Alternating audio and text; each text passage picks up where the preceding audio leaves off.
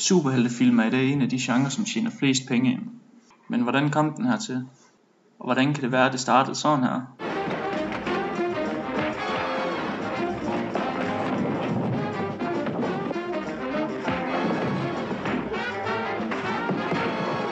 Til det her.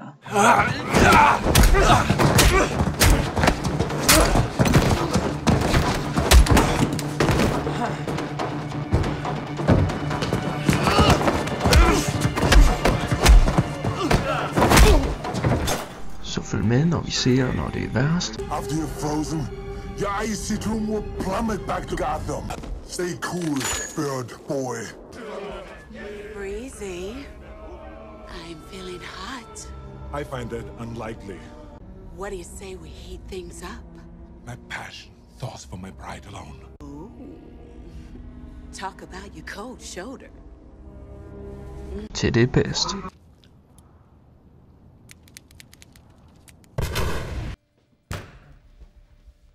I'm gonna make this pencil disappear. It's gone. Dette er superheltefilm.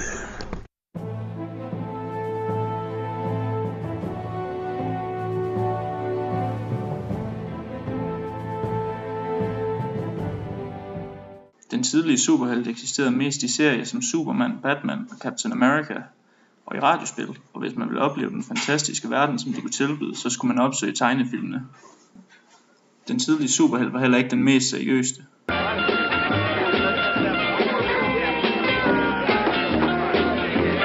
Det var grundet en tanke om, at tegneserierne mest var tænkt som underholdning for børn. Det blev heller ikke hjulpet af, at Adam Wests Batman, som dog bragte mere interesse til superhelte. Det var også i denne tid, hvor vi fik flere superhelte-tegneserier på grund af The Comic Codes Authorities stramme regulationer, som gjorde, at udgiverne ikke længere kunne lave detektiv- og horrorhistorie, så derfor blev de nødt til at gå tilbage til superhelte-tegneserierne. Der havde nemlig været en mangel på superhelte-tegneserier i 50'erne, på grund af at der foregik en masse tumult i tegneserieindustrien. Takket være en fornyet interesse for sci-fi og fantasy på grund af Star Wars, fik vi Superman af Richard Donner.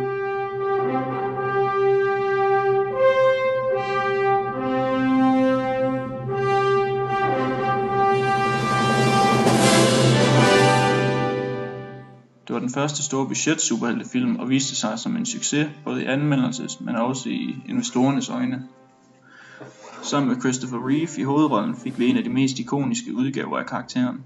Den havde en lys tone, som ville fortsætte op gennem dens efterfølgere.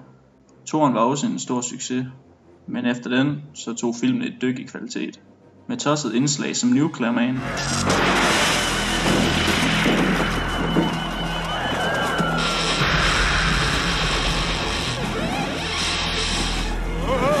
og en fuld Superman, der kæmpede mod sig selv.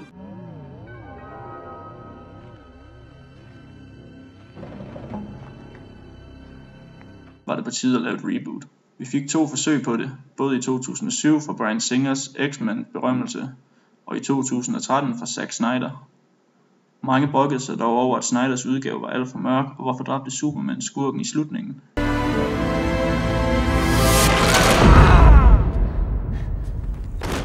Det stoppede dog ikke filmene for også at få sine fans og være med til at starte en ny franchise op.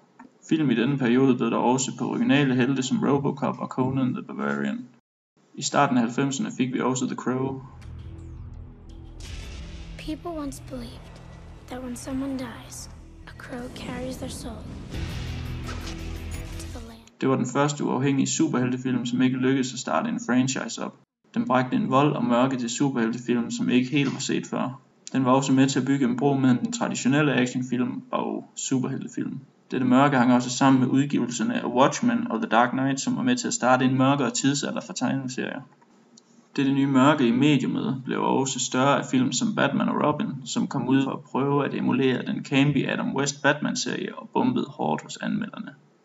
Der havde dog været mørke før i superheltefilm i film som Tim Burtons Batman-film, men de var mere gotiske i det. Marvel udgav også deres 2 første film til at blive en franchise i slutningen af 90'erne. Det var Blade og Men in Black. Blade var med til at vise, hvordan man kunne lave superheltefilm, som samtidig var gode actionfilm, og Men in Black viste, at superheltefilm også kunne vinde Oscar. På grund af den nye succes, superheltefilmene havde fundet, begyndte man nu at lave endnu flere superheltefilm. Vi fik flere franchises som Sam Raimi's Spider-Man-trilogi, som allerede havde erfaring med genren gennem hans arbejde på Darkman-serien, og Bryan Singers X-Men. Sjovt nok fik disse to franchises et reboot, da den tredje film i deres respektive trilogier ikke var særlig gode. Dog takket være den første Spider-Man fik vi et superheltefilm hvert år. Dette var dog ikke alene på grund af den, men også takket være fremskridt i special effects, og nogen vil hævde, at 9/11 havde skabt interesse for genren. Man begyndte også at lave film, der diskerede superhelten. En tidlig meta-superheltefilm, som der vil være den, kunne være Unbreakable. Her følger vi Bruce Willis, der skal lære at håndtere sine kræfter. Den debatterer igennem filmen ansvaret over for sine kræfter, om man skal handle, hvis man kan. Den var også med til at bringe superhelten ned i gadebilledet. Den viste, at man sagtens kunne lave superheltefilm som karakterstudier. En senere film, som også kiggede på, hvad der ville ske, hvis almindelige mennesker får superkræfter, var Chronicle. Den lavede lidt sjov med With great power comes great responsibility, da hovedpersonen ender med at blive en skurk takket være sine kræfter. X-Men begyndte også at fokusere mere på aspektet om karakterer end at redde verden med X-Men First Class. Vi fik også film, der fandt ud af at kombinere familiefilm med superheltefilm, både fra Pixar med The Incredibles og Sky High fra Disney. Sjovt nok hende, der spiller Layla i Sky High, kom senere til at spille med i The Flash. Filmene i denne tid behøvede dog ikke være som deres tegneseriers modsætninger. Det beviste The Dark Knight. Den bragte en realisme, som ikke havde været til stede tidligere i superheltefilm. Den var med til at vise publikum længes efter mørkere film. Den var med til at starte en trend med, at det hele skulle være mørkere og mere realistisk. Dens DNA ville gå igen i Man of Steel. Denne trend med, at det hele blev mørkere, kunne man også se i Dredd fra 2012, som var et reboot af Judge Dredd fra 1995. Den var meget mørkere og voldeligere end dens bror fra 95. Til gengæld gjorde det, at ikke alle måtte se den, så den havde svært ved at tjene sit budget hjem igen. I 2008 fik vi også Iron Man, som var med til at starte The MCU, nok den største superhelte-franchise nogensinde. Marvel var hurtigt til at smide, mens jernet var varmt, og skyndte sig at udgive nye film som The Incredible Hulk, Captain America og Thor. Denne succes betød også, at filmbranchen rettede øjne over mod Marvel, og derfor blev de købt af Disney i 2010. Disneys køb af Marvel er også en af grundene til, at vi får så mange nye superheltefilm fra Marvel. Denne mængde af superheltefilm fra Marvel er dog begyndt at drage kritik for at være for ens på det seneste. DC Comics kunne se, at de blev nødt til at konkurrere, så derfor udgav de Man of Steel, som er meningen, der skal starte deres egen udgave af The MCU. Sjovt nok er der dog kæmpe toneforskel på de to universer. Marvels film er glade og har kække one-liners, og DC har mørke og ødelæggelse. Det er dobbelt så sjovt, når man kigger på, hvor forskellige de to tv-universer er. Netflix kunne nemlig se, at folk havde brug for noget andet, så derfor lavede de mørkere Marvel-serier.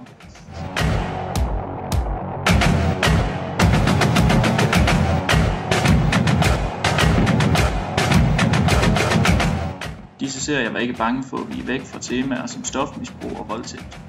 Samtidig over hos DC lavede man serier, der mindede mere om Marvel i deres tone.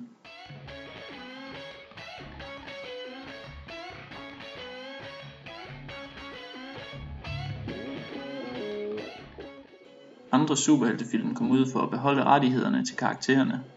De varierede i kvalitet og ville tit blive hadet af anmelderne. The Fantastic Four fra 1994 var et tidligt eksempel, som var så ringe, at den aldrig blev udgivet, og kun var til, så at Fox de kunne beholde rettighederne til de Fantastiske Fire. Fox gentog nummeret i 2005 med Fantastic Four, som trods blandede anmeldelser lykkedes at tjene en heftig slat penge ind, som sørgede for, at vi fik en efterfølger gennem Fantastic Four, Rise of the Silver Surfer fra 2007, som også var en finansiel succes, men ikke en succes, når det kom til at gøre anmelderne tilfredse. Man kunne derfor også tro, at dette rygte, som disse film havde samlet til sig, var en af grundene til, at de valgte at reboote serien i 2015, selvom det ikke blev den helt store succes, både anmeldermæssigt, men også finansielt. Fox har dog ikke solgt rettighederne tilbage til Marvel, trods deres fejltagelser. Denne konflikt mellem hvem der ejede hvilke karakterer var også skyld i, at man ikke kunne vise karaktererne i filmene, som også var sammen i tegneserierne. Det var derfor, man ikke kunne vise Quicksilver og Scarlet Witch i Avengers Age of Ultron. Man kunne ikke sige deres far var Magneto, da 20th Century Fox ejede rettighederne til X-Men'ene. Men hvordan ser fremtiden så ud for superheltefilm? Marvel har planer om at udgive 2 film hvert år, og DC har lignende planer. Dette mener Steven Spielberg kan blive genrens undergang, og at denne overflod af superheltefilm vil betyde, at genren vil gå samme vej som western. Men Chris Evans, som spiller Captain America, mener, at hvis genren kan blive ved med at forny sig, ja, så behøves man ikke bekymre sig. En ting er i hvert fald sikker, og det er, at vi går en spændende tid i møde som superheltefans.